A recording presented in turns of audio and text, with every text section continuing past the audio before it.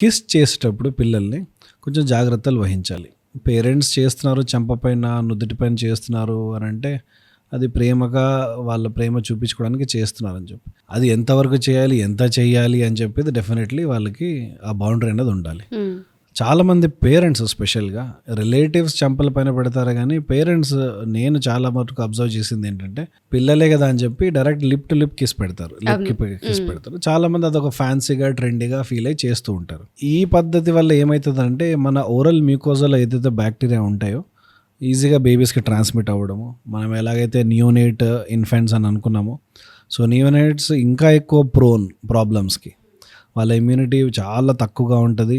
వాళ్ళ బాడీలో helpful bacteria ఇంకా పూర్తిగా ట్రాన్స్మిట్ అవ్వలేదు కాబట్టి, ఏవైతే హెల్ప్ చేస్తాయో ఇన్ఫెక్షన్స్‌ని పోట్లాడడానికి, అటువంటి బ్యాక్టీరియా కూడా మెచ్యూర్ అవ్వవు కాబట్టి, ఇటువంటి సీన్స్ వల్ల, ఇటువంటి సిట్యుయేషన్స్ వల్ల పిల్లలు ఇన్ఫెక్ట్ అవ్వడము, ఐసీయూస్‌లో అడ్మిట్ అవ్వడం చాలామందున్నారు. అవును.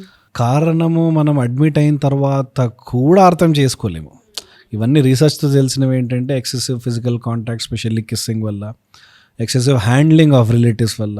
ఇంట్లో బాబు పుట్టాడనంటే మొత్తం ఫ్యామిలీ, ఎక్స్టెండెడ్ ఫ్యామిలీ అంతా సంతోషంగా ఉండి రావడము, చూడడము, ఎత్తుకోవడము, ముద్దులు పెట్టుకోవడము ఇవన్నీ చేస్తారు. సో వీటిని మేమేమంటామంటే, స్పెషల్లీ కొంచెం స్పెషల్ బేబీస్ ఎవరైతే తక్కువ బరువుతో పుడతారో, ఎవరికైతే ఏదో ప్రాబ్లమ్ అయ్యి డిశ్చార్జ్ అవుతారో, అటువంటి బేబీస్కి బాగా గట్టిగా డిశ్చార్జ్లో రాసేస్తాము. ఎక్కువ హ్యాండ్లింగ్ చేయకండి, కనీసం ఒక 3-4 మంత్స్ వరకు బేబీ మెచ్యూరిటీ బాగా ఉండేంత వరకు, వెయిట్ గెయిన్ అయ్యేంత వరకు, మదర్స్ మిల్క్ బాగా ఎస్టాబ్లిష్ అయ్యేంత వరకు, ఎక్కువ చేతులు మారడము, ఎక్కువ మంది ఎత్తుకోవడము, కిస్ చేయడము. సో బేబీ క్యూట్గా ఉంది కాబట్టి చాలామంది you can't stop any relative. వచ్చాడు, పెద్దనాన్న వచ్చాడు, ఎత్తుకున్నాడు, ముద్దు పెట్టుకున్నాడు, ఏ తల్లి ఏ ఫాదర్ కూడా చెప్పలేరు, అదో మొహమాటంగా ఉంటుంది.